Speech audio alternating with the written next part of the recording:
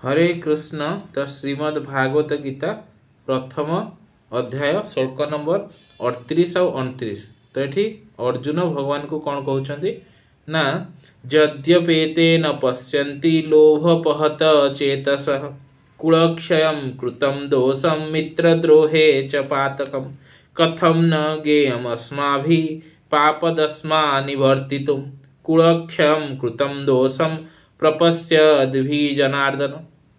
तो ये कौन कहते अर्जुन भगवान को से कौन कहते ना जदिओ ये जो दुर्योधन आउ ताको साथी माने लोभ हेतु निजर चेतना को भूल जाइछन्ति बा निजर विवेक को भूल जाइछन्ति आउ से कुलक्षय आउ हमर मित्रद्रोह द्वारा हवा द्वारा पाप को जानि परनानि किंतु आमे तो से विषय अपगत अछन्ति आमे तो से विषय जानि परछन्ति तो आमे काहे के युद्ध रु निवृत्त होवानी आमे काहे के युद्ध करिया पाप करिया।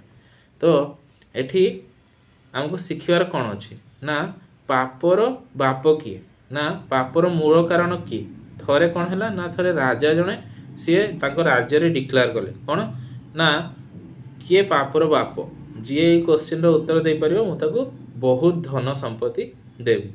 तो जड़े ब्राह्मण पैसा बहुत दरकार थिला तांको झियो बाहार करिया पे तेणु सी कहले ये प्रश्नर उत्तर मु खोजिक राजा को दिए ताहले मते निश्चिंत बहुत पैसा मिलबो और मो झियर बाहागर आराम से करि परिबे। तेणु सी से प्रश्नर उत्तर खोजिया को बाहरी पड़ले। तो तांको 2-3 दिन मिललानी जो से बहुत चिंतित हो पड़े।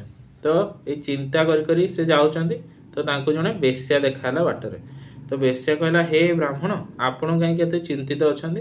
तो हेडो ये ब्राह्मण राजांकर प्रश्न विषय तांको जणाइले।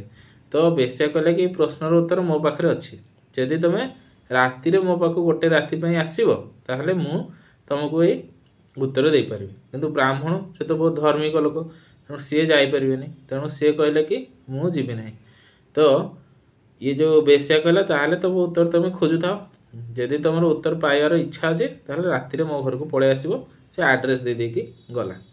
तेणु ब्राह्मण दिन सारा चिंता करी लास्ट कौन कले कहले किछि नहले पैसा जहाले भी मते आनिया पड़ियो तेणु पैसा पई मु आज जाऊँगी गोटे दिन ता घर रहीकि आसी। तो से गोटे राति पे ब्राह्मण जाइए घरे पहुँचले तापर आमर बेश्या कौन कहले देख पापर बाप किए ना लोभ ये जो लोभ पाई पैसार लोभ पाई आज तुम तुम धर्म त्याग करके मो पाक आसिक पहुँच राति तेणु से फेरे देले कहले तुम जाओ तुम उत्तर पाईगला। तेणु से गले तापर राजा को से उत्तर जनइले। तेणु पापर बाप कि ये शिकार अच्छे पापर बाप है लोभ। तो जेते सब आम पाप करती किए भी करूँ सब लोभ पाई करती कौन पे ना संपत्ति लोभ पाई करती नहले पावर लोभ पाई करती नहले जहाँ ना जहाँ करती किसी ना किसी पछरे तार गोटे आमर लोभ थाए ये लोभ पाई ही आम पाप करती। तेणु जदि आम लोभरु निवृत्त कर निजको ताहले आम निश्चिंत आम पापरु निवृत्त हवा। ये लोभ कौन पे हुए ना मु आ मोर भाव पाई हुए आम जिते पर्यंत मु आ मोर भाव मो पुओ मो घर मो जिनस यही भाव जिते पर्यंत रखा मो पाई धन दरकार मु एंजॉय करी यही भाव जिते पर्यंत आम भितर आम रखा सेते पर्यंत आम सहित आम लोभ छाड़ी जापरबानी। तेणु ये मु आ मोर भाव को छाड़ा पड़ो। तेणु मु आ मोर भाव केमती छाड़ जदि भगवान को आश्रित हो भगवान को सेंटर रे रखियो माने भगवान श्रीकृष्ण को सेंटर रे रखियो सबु जिनस भगवान को भावियो कि जदि काम करिवो ताहाले ही मु आ मोर भाव मरिवो। तेणु मु मोले मते तू पाइबु जते पर्यंत मु मरी नाही जते पर्यंत माने आमे मु मरी नाही सते पर्यंत भगवान को आमे पाई परिबा नाही। तेणु आमे मु केमती मरिवो ना आमे भगवान को जदि नाम जप करिवा ताहाले ही मु धीरे धीरे मरिवो। तेणु आजिठू आमे भगवान को नाम जप करवा या छड़ा या परे जो श्लोक गुड़ाक अच्छे ये भगवान ये अर्जुन तापर कुलक्षय हवा द्वारा कौन कौन असुविधा हम ता विषय वर्णना कर 5टा श्लोक। हरे कृष्ण।